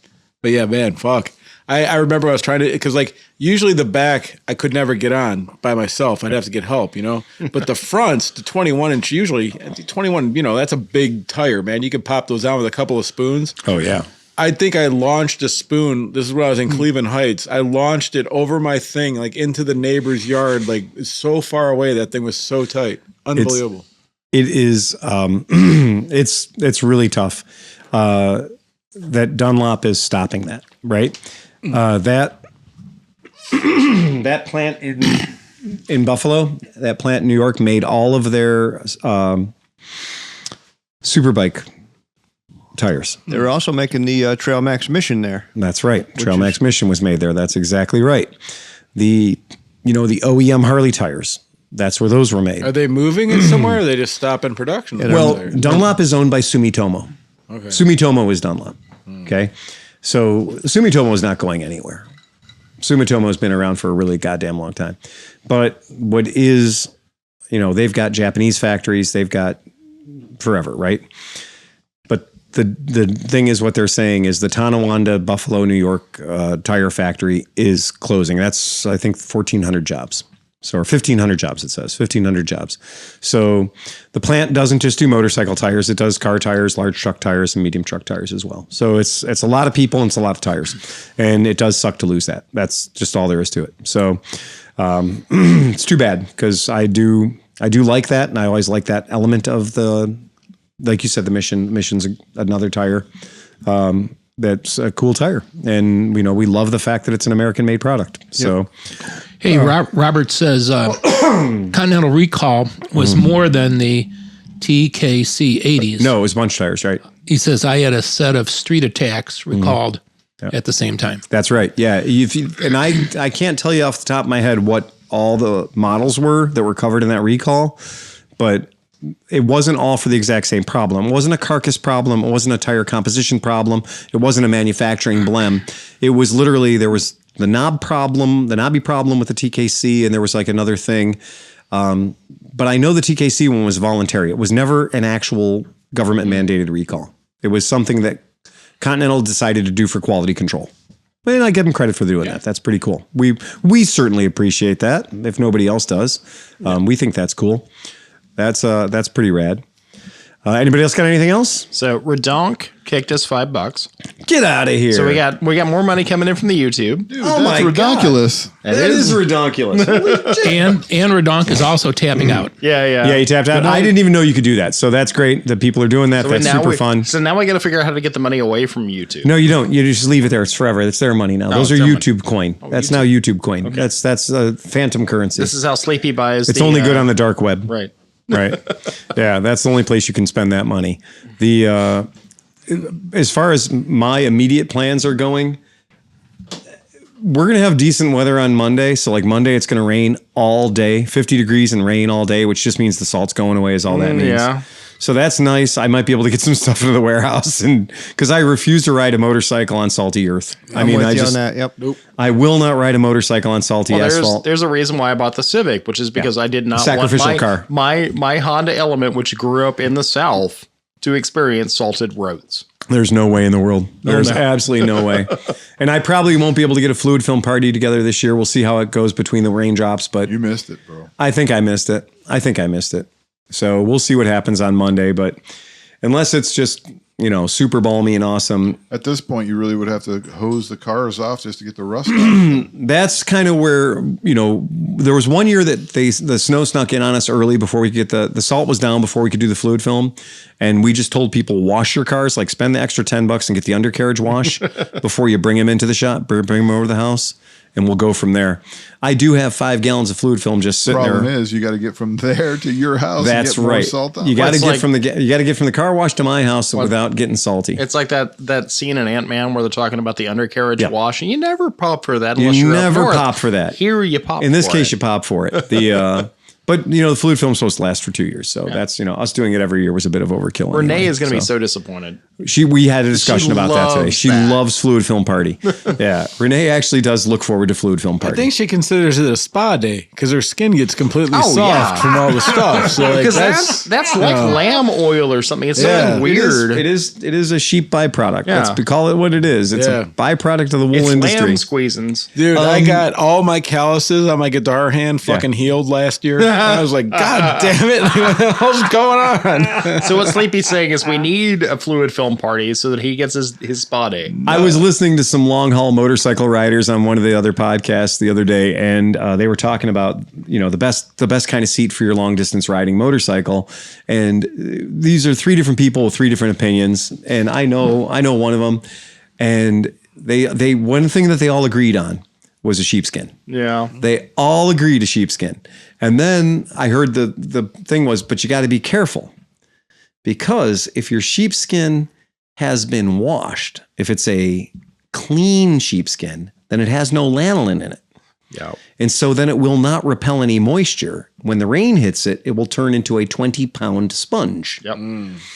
So if you have a natural sheepskin, our New Zealand listener will know all about this. Right. But if you have a New Zealand or you have a natural sheepskin that has the actual lanolin still in it, water will not stick to it, but it smells like ass. Yep. Especially smells like ass for the first several weeks. Well, when I got that new truck, I was like, first thing I'm going to do is these. I didn't spend extra money on the truck. I got the base model truck, so it has the plastic seats. So I was like, can't live with this. Literally hit the brakes, slide under the dashboard. It's not safe. So I spent the money and got the New Zealand sheepskin seat covers, right? So I bought those, spent the extra couple of bucks because they are fucking nice. They are really, really nice. And I made sure to get actual real New Zealand sheepskin covers, like not the little, I got the good thick motherfuckers, right? Good deep pile. Well, Is there a tariff on those? ooh, I don't know how we feel about, I don't know how Donald Trump feels about New Zealand and sheep. I'm not sure Donald Right? Trump knows New Zealand exists. Okay. Also true, but long and short of it is this. When I got them and I opened up the package, they didn't smell like lanolin. And I was saddened. I was sad that they didn't smell like lanolin. I was sad they didn't smell like sheep. But then I thought, well, they're going to be inside my truck. I was about to say, did you want your inside of your truck smelling like sheep? They all ass? do anyway because of the fluid film. That's Right. that's just part of being around our stuff. But then I realized I was like, no, it's okay. It's inside the truck. They're never going to get wet. It's going to be fine. But all those long distance touring riders all said the same thing. If you have the sheepskin seat cover, you now don't need to pack a pillow. Oh, no, that ain't happening. That's like putting your face in your own ass. All night. Just breathe in your ass. I was wondering if Pete was going to wake up on that one. Like straight up ass. no way, man. That is gross. Of the group of us, Pete's going to be the one to give us advice on long distance riding. Things don't bother I do me have a very sheepskin. much, but that's pretty fucking nasty, man. You better be a charcoal filtered sheepskin. Dude, I mean, if you've done 8 or 9 hours in a day, you know what's under your ass is going through. Oh, I would not use the sheepskin seat covers in my F-150 as pillows. No way, no how. Welcome to Pink Eye. I did use my Airhawk as a pillow. On one of my cross country trips, I did use the Airhawk as a pillow. I wrapped my sweatshirt around I'd use it. a cinder block before I'd use my seat pad.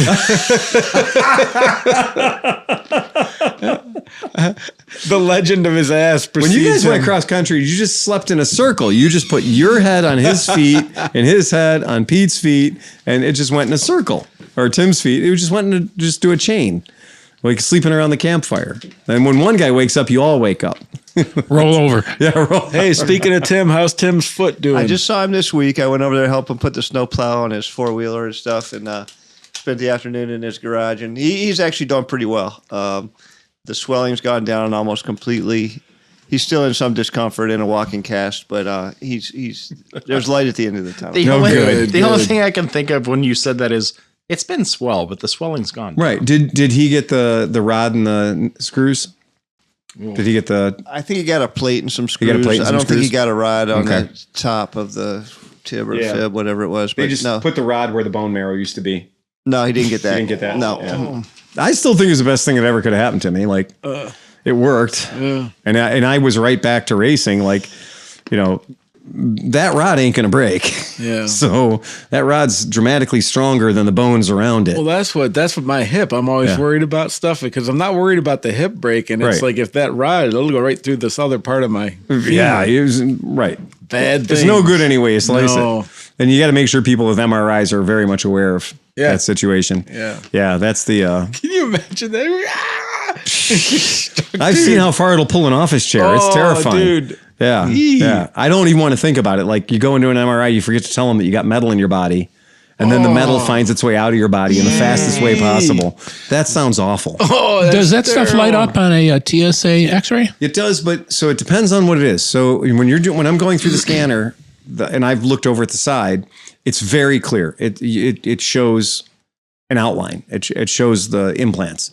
And so I've got several in my hand, and I've got my leg, and then screws at the top and the bottom of the leg, and then I've got metal in my hand as well. So it absolutely shows up. Now, when you're going through the magnetron, when you're going through the walkthrough one, sometimes it doesn't, because remember, these titanium pieces are a low ferrous steel. There's not as much ferrous metal in them, so they're not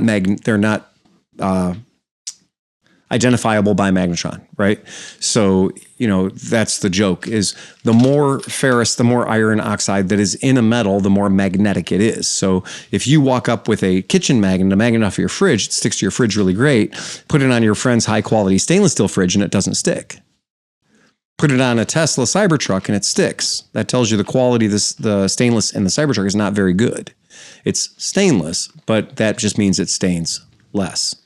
It's not pure stainless. Well, in surgical implants, that shit's very pure.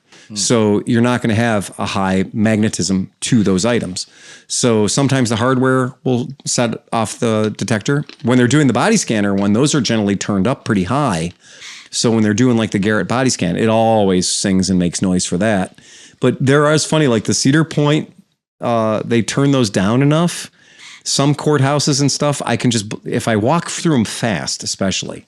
So if I kind of like go like at the last step, speed up, I can make it through and it'll bounce, but it won't set off the alarm. And they'll usually like let you go. But I've also been to ones where they were set very sensitive and they just boop, hit instantly. And if you ever go through one of those and you look at the side of the machine, there's a little LED readout that shows in what area of the scan it picked up the magnetic material or the ferrous material.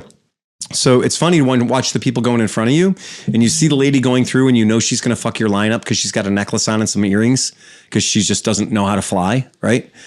And you see her go through and you watch the little lights on the side and it'll light up right by her skull. And you're like, well, that's the necklace and the thing. And they might stop her for it, or they might just go, this dingbat didn't know to take off her jewelry, right? See a guy go through and he's wearing a big watch and it sets it off. You know, that little telltale on the side tells the operator and the people around roughly where that alarm went off, so that you don't have to be like, you know, you can see the metals in the guy's ankle. You're not going to be patting him down in his shoulders and head area kind of thing. Just gives you a little heads up. The scatter scanners, those things are wild because when I go in those, I always kind of hang back and look. And after you exit it, your display is still up on the screen. And it's not clear. It's not like you can, you know, read the tattoos or anything. It's intentionally fuzzy so that you can't make out nipples and, you know, dicks and the JJs and whatnot. They literally do. I'm not joking. They've got it tuned down to the point where it's not, because people demand their privacy. So speaking of privacy, I have a question for you guys, man. Yeah. So this last night I went and saw that show with my family, right? Whatever. But I was walking by this booth, like where they had the sound and everything. Yeah. And then they had this like security guy standing there, and there was a giant TV about that size, and it had multiple screens for like security screens, right? The bottom one kind of was like a camera overlooking the entire audience walking through. And as people were walking and sitting there, it would pick everybody up with green circles and follow them until they went out of the frame of every single person. Right. I'm like, what the fuck? Like, what are they doing? Like, it's like every single person was getting a square and it would follow them, and like data was getting pulled up as they were walking through. We have, I mean, if you have a good home camera system, like a Blink system like I have, you can set it for human detection. And when you set it for human detection, then when it detects human-shaped objects, it puts a little green circle around them. That's all it was? And it follows them, it tracks them. And so it doesn't track, it doesn't track the car driving by, but it does track the human walking through your front yard. So it ignores the car, but it puts a little green circle around the human, and it tracks the human. Well, obviously there'd be humans walking in the theater, but okay, well that's just weird. That was freaking me out. I'm like, is there somebody like monitoring shit around here? I was like, well, it's probably just the overall thing, and they've got human detection set on in case somebody's going to slip behind one of the curtains or something in the dark. In the dark. Well, because people do a lot of weird stuff in the dark, man. Did you ever let your friends into the movie theater? I guess there is that. I just didn't think of you never let your friends in the movie theater. You bought a ticket and you went back to the back doors of the theater, the emergency exits, opened them up, and let your buddies come in. Is that just my thing? Wow. Okay. No, we did that. Yeah, you did that. Right. Exactly. You didn't do it when the lights were on. Right. You waited until the lights went out. When the lights went out, you kind of just snuck up front. You watched the usher go up the aisle. When he went up the aisle, you went out the back and you popped the door on the back and hoped there wasn't an alarm on it. We looked around. If there wasn't an alarm thing on it, we'd open the door. 5 of our buddies would rush in, and then we'd filter back into the cinema, back into the theater, having only one person paid for their $2 ticket. So what did Congressman Boebert do in the dark in the theater? Well, that's different. That's called a handy. Oh, okay. Yeah. Okay. She was quite handy with things. Or they were handsy, I guess. That was it. What was that? The Book of Mormon? Beetlejuice. Was it Beetlejuice? Beetlejuice, huh? I mean, we weren't going to get political, but if we're going to get political, Well, No, we're not getting political. I'm not even trying to get political. I'm just saying there's been a lot of romantic things in life. I've seen a lot of erotic stuff. Oh, yeah. And I'm going to say Beetlejuice never made me want to whip it out. I don't know, man. That snake tongue. I hate sandworms. I hate them too. Sandworms. Moving along. Moving right along. So that's about it. We're getting ready to go to the AIM Expo, not real soon, but we do have plans. And we are planning on attending the AIM Expo, following it up with the one show, because why not? They're the same fucking weekend, and it's Vegas after all. And since they talked about this for the West Coast, if you were in Vegas and you want to put up a bunch of assholes, I mean... and the week before that week is the Cincy show. I don't think we're going to be able to go to Garage that, Brood. Garage Brood is that Oh my week. God, you're right. yeah. I just got the letter for Garage Brood. Garage Brood 2025, baby. February 1. What's Greg gotten that this year? I don't even know. Right.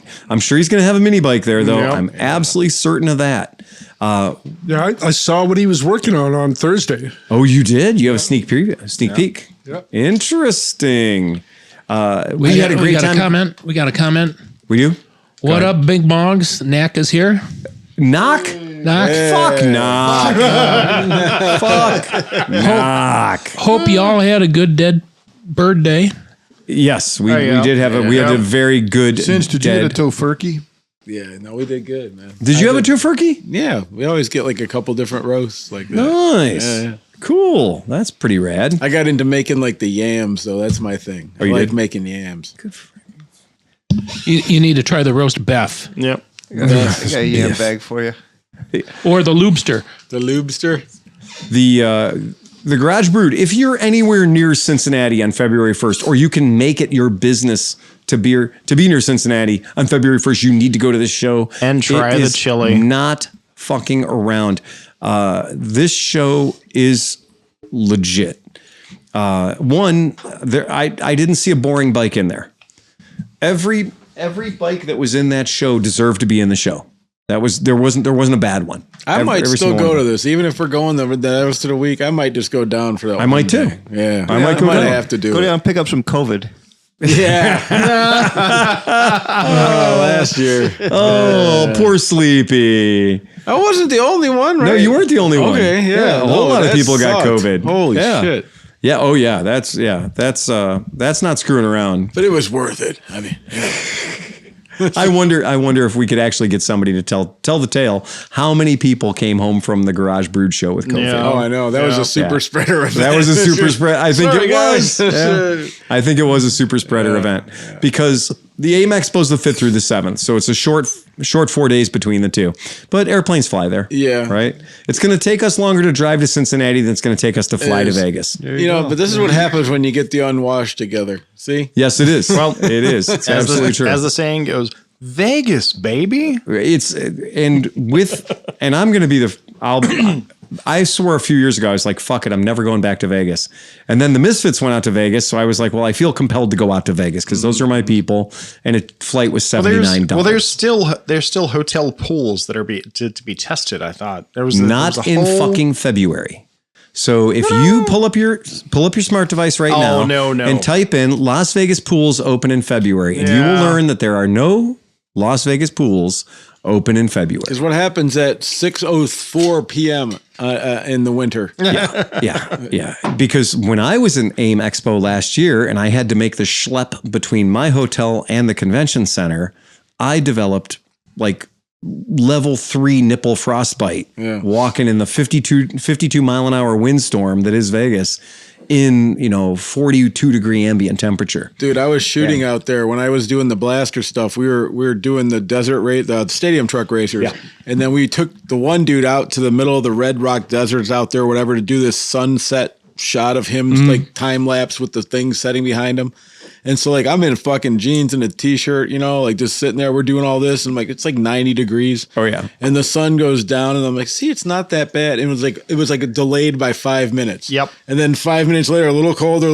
Like 10 minutes later, it's like 34 The heat degrees. just escapes the earth in a it's hurry. Insane how cold I was it out there gets, last man. year and I went to a spot and I was like, this is great. I'm going to sit down here at this patio and have a cocktail. And I sat down. It was like a beautiful, balmy 54 degrees. Yep. And by the time I was done having my drink, this guy goes, look, it's snowing. And I was like, the bullshit. This is Vegas. It's snowing. Yeah, And it's it was snowing. snowing. And, so don't just bring your jams and your flippy floppies. It is Las Vegas, but it is the desert. It will get chilly. It will get chilly. It's not going to be snow. You're going to be leaving the snow at home probably, but it is chilly. And AIM Expo, I will not oversell it. Do not go in there thinking it's going to be bigger than the last international motorcycle show you went to when they used to do those. And you'd go into the one at Minneapolis, you go to one in Cleveland, you'd be like, man, this is too much shit to see in one day. And the AIM Expo is not too much shit to see in one day. Man, I really miss the bike shows, man. I think we all do. Yeah. I think we all do. The AIM Expo is a little bit of an homage to that. But if you stop at every booth and take a good look at every booth, you'll be in there for about 6 hours. And on top of that, you get to ride the Hyperloop. But I mean, like, I can't believe that they really killed the shows. Like, that was like for all the people that live in the North, when you can't ride, it was like the oasis to go and see all the people you hadn't seen for a couple of months, and you see all the stuff. And That's what I was about to say with the Garage Brute show. It falls at a perfect time of the year. Oh, yeah. Yeah. And we were fortunate that when the IMS shows were alive and well, that the Cleveland show was in the dead of winter. Yes, it Because, was. You know, the season was like months long, and some places got it in the fall, some people got it later in the spring, but it fell here in the dead of winter, and it was just a nice spacer. You know, Yeah, just I planned. gave you hope. I worked. Is that the play out? I music? worked that What's going on here? International Motorcycle Show circuit a couple of years, and I would do all 16. You know, I would do all the shows all over America, and it always killed me because I'd always been to the Cleveland show, obviously, right? And then I would go and I'd go to like a Dallas show, and I was like, you know, it's the weather's great, it's sun's shining, birds are chirping, People riding to and the I'm show. like, yeah, man, this place is going to be packed. Crickets, crickets, crickets, because people got other shit to do. Minneapolis show was a week before or a week after Cleveland, and they were packed. It was packed because it's miserable cold out, and this is a great place to go. Where are your Harley shit, right? And Same with and New show York. off all your tattoos and New everything. York would have all the bike gangs. We and all would that have, stuff. and it was so packed, but you'd go to the West Coast shows like Long Beach and all that stuff, and you'd be like, wow, it was dead. There was nobody there. Yeah, because they don't Right. have down season. Right. So you I know? think that maybe we have a bit of a screwed up view of it all since the years that we were doing it here. It was always assholes and elbows. Yeah. This show was always Here's packed. another. There's still motorcycle shows going on in Canada. Yeah. And there's the Toronto show, I think is like roughly Valentine's weekend. What? Yep. January 29th, Mika Motorcycles Where's that? on TV. Oh, whoa. So if you need to buy a $10,000 Vietnamese Vespa, Meekum has got you covered. I got 80,000 to buy a fake Kawasaki. a fake Kawasaki God. HAC9, right? Hey, you look at that Z1R. thing, and the Kawasaki logo is backwards, and you're like, you know what? I'm going to spend 80 grand on an H. Merritt said it today. Merritt's like, we're going to have a tough time over the, what I've noticed, we have to change our approach at the shop because she's in the shop on Saturdays. She gets to talk to customers. She gets to be around. And she did today. She was like, she goes, she works in education. And so everything she looks at, she's like, okay, what could education have done differently 30 years ago to prevented that guy being the way he is right now today? Right. That's how she looks at the world. Like, where did we fuck up as educators? How can we save the next generation from that? What can we do to stop it now before it starts? And today at the shop, after somebody was in the shop, she kind of went, you know what? We all have to work a lot harder. We have to work just a lot harder. And I agree. I think that one of the biggest things that is hurting our industry is that people aren't getting out and doing and learning. You learn by experience. You learn by doing Well, stuff. check this out. So like I thought this was kind of funny. So like all the YouTube motorcycle channels that are like kind of about, the kids are probably 20 years younger than us, right? They're 30-ish. Yeah. All those guys. I think they're all finding vintage bikes.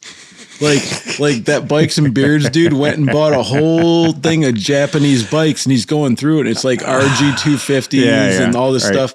And like they're getting excited. Then you see another guy and he's like, I bought this crazy vintage 4-cylinder CB or 350 and they're all freaking out about it. And I'm like, oh my God, they're finding this stuff. Like, oh, good. No, they're literally finding our cast-offs at this point. I mean, it's crazy. A guy man. came into the shop the other day and was asking for all kinds of support on a 1972 Honda CB750. Yeah. And he came in and he's like, I'm going to need this and I'm going to need that. I'm going to need this and I'm that. I'm like, no motorcycle dealership has those parts. No, but do you understand how exciting this is? Because like, look, we're all burned out. Oh, yeah, we're burned out. I'm done trying to chase carburetors and things like that. yeah, But yeah. it's kind of neat that like these kids with energy are getting into it again. Yeah, this is a like it's 40-year-old kind of a guy. caretaking kind of like, Okay. We're gonna approach this because this is where we're at. Yeah, that's where we live. If you're an 18 to 35-year-old that has suddenly gone, you know what I really love?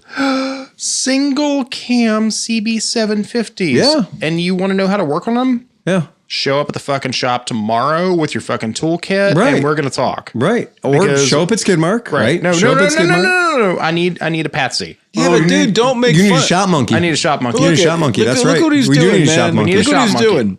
He's We like, need a "Well, shop monkey." There's no credible young people that can work on bikes. Then you get kids that are getting interested, and he's like, No, what he's saying is coming to the If you shop. are fired and I up, like what he's saying. you are If you're fired fired up, report to your local motorcycle shop. I will Because teach you. I promise you, that's how I got started. Oh yeah, I want some impressionable young person. Yeah. I don't give a shit who you are. Yeah. Show up with your fucking toolkit Monday morning. Oh, I was will drooling get on the you guys in. at H&H Cycle on Vine Street, Oh, man. yeah. I mean, that's... Dude, I have always told people They didn't have to pay me. because Harris is a good example. I drooled on Phil. Harris showed up to work and he was very eager, but he was very apprehensive about talking to me and asking me questions because I'm a very sullen, kind of very surly kind of guy because in New Orleans I was kind of an asshole. But the reality is that if you ask me a question, I will give you the honest answer. I will tell you how to fix it. So if you are an impressionable young person who wants to learn, What if it ain't broke? If you're an impressionable old person that wants to know how to work on a fucking motorcycle, Oh, it's broke. show the fuck up. It's broke. That idea of the Meekum, finding the lost classics, when we see that stuff, we're burned on it because we owned that bike 20 years ago, right? We owned that bike 20 years ago, and we sold that bike for $4,000. And so we get really, really upset when we see a bike sell for $50,000, right? Right. And so it does. It chaps our ass when we see that, and that makes perfect sense. But that's just old man syndrome. That's just FUD syndrome. That's all it is, and that's what we're doing. We have a right to do it. That's fine. Oh, there's Tim Burke. Look. Yeah. So One of the listeners says, Tom, I'll shop monkey for you to work on my dad's 81 KZ 1300 that hasn't run in 30 years. Let's go. So there. Well, I mean, you got to talk to hey, Phil. good news is it has only one fuel injector. So there. The bad news is it has 6 cylinders. Well, the KZ 1300 has 3 2 barrels. Oh, it's just 3 2 barrels. You're right. You're right. Unless it's the Voyager. Then No, it might it's have fuel in it. KZ 1300. I'm sure, right? Because then it runs 3 2s, right? 81. 3 2s. 3 2 barrels. But it is fuel injected.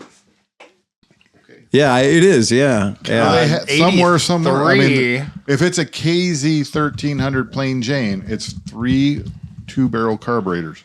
If it's a Voyager, That's right. Those were fuel injected. Those are fuel injected. You're absolutely right. The Voyagers were still carb. Yes.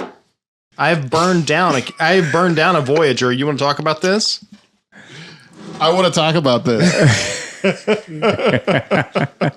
I have literally Yikes. caught a Voyager on fire. So that's the only bike That I've ever doesn't burned down. surprise me. And it was a friend of mine's, which was the worst part. Apparently, according to slashgear.com, Kawasaki's first electronic fuel injected motorcycle was the KZ 1300 in 1980. Oh, okay. So later on. Yeah. I know. So- I'd read a lot of because- my neighbor has one sitting in his garage, so I kind of got into it a little bit and learning about them. Yeah. And guys were talking about trying to take your carbureted KZ 1300 Right. and retrofit it with the fuel injection because Yeah. they're like 79, I think, was the first year for them, and those I think have carbs. Yeah, the fuel injected version. It turns out you could have had a smaller bike. It wasn't just the 1300. I did not know this. This is news to me. That the Z1000G, Okay. the Z1000G /1, the 1980 Z1000G. Which would that have become the Voyager or the?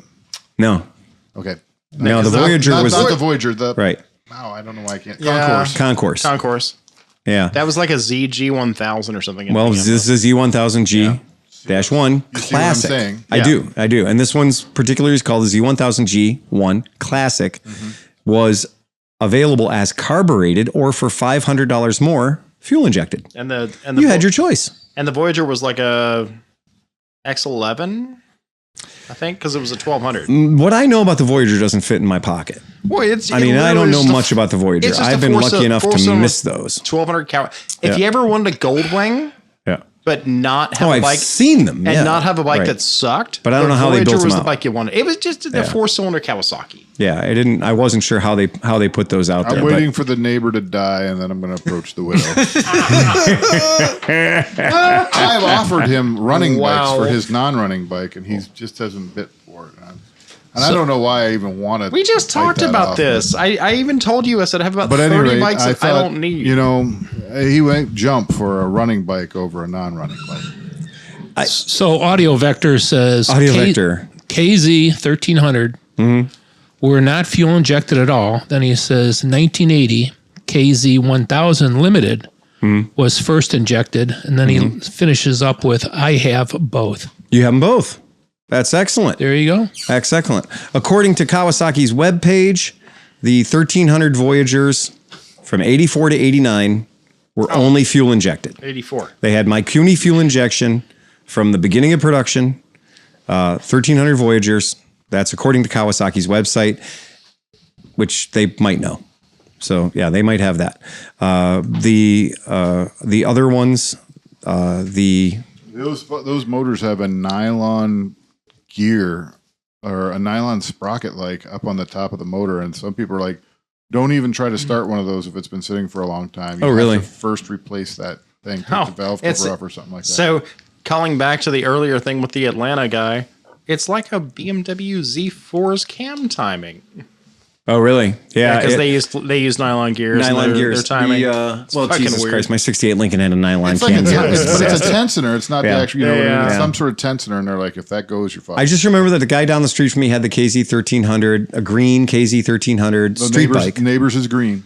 Yep. Yep. And it was green, and it was a 6-cylinder, and I had the CBX, and there was never any question at all who was going to make it to the end of the street first. The CBX consistently dominated that KZ 1300 with 300 less CCs.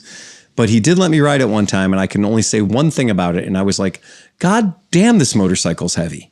Compared to a CBX, which was no lightweight, the KZ 1300 standard, no fairings, no bags, no nothing, it felt like it weighed 300 pounds more than the CBX. I'd be slightly interested to know the tail of the tape and see which one weighed more. But somebody the other day posted a picture of a CBX Euro style, like 81, 82, white one with the bags, the Tour Pack.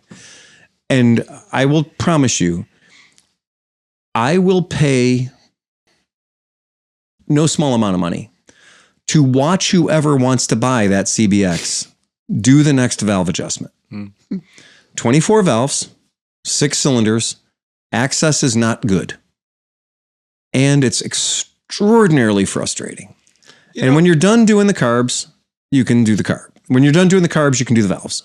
So 24 valves, 6 carburetors is great. It was a cool motorcycle, but it wasn't that cool enough for that.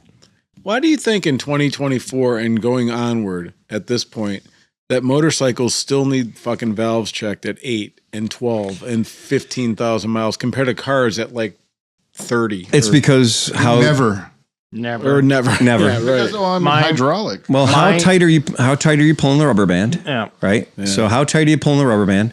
How light are you trying to make the things inside the motor? Yeah. So what are you making the valve seats out of? What are you making the valves out of? I get that, but I'm saying, like, don't you think that they could have come up with something else at They this did. point? They did. They've Yeah. had hydraulic valves on Yeah. Harley Davidsons for And ages they've and had everything else. But the diamond problem is, black tip, crazy valve stems, and hardened seats and everything else. The reality is, it's just cheaper to have you adjust your valves. yep. And in Japanese and sport bike motor production, lightweight is important. Yeah, I know. And they figure that the customer's okay with some enhanced expenses. Sure would have been a lot easier if that was a Sigel overhead cam CBX. Sure would be. Yeah, But absolutely. you know what? You start to Ask realize. Benelli. You start to realize, like, Yeah.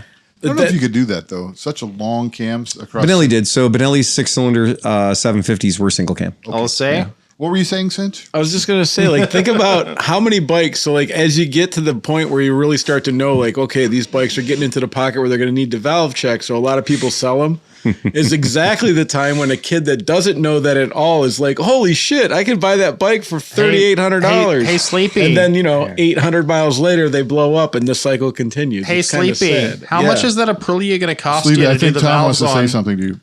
How much is your Aprilia going to cost you to do your valves? Yeah, I understand. That's one of the reasons I'm upset. But yeah. Uh-huh. But I mean, I knew What's I'm Ducati cost when you have to do a belt service? right, but I didn't buy an Aprilia going into it thinking it was going to be $4. Oh, nobody thinks those motorcycles are going to be cheap to yeah. maintain. Yeah, right. Yeah. Well, no, strike that. I will rescind my statement. I know a lot of people who bought a lot of mid-90s Ducatis, Oh yeah, myself included. And the sex factor of the motorcycle was so potent Yep. that I spent the money before I backwards researched the maintenance requirements. yeah. And then I was like, oh shit, it's already 2,000 over on the valve adjustment. Oh fuck, this is the original cam rubber band. Take right? it for a quick test ride and sell it.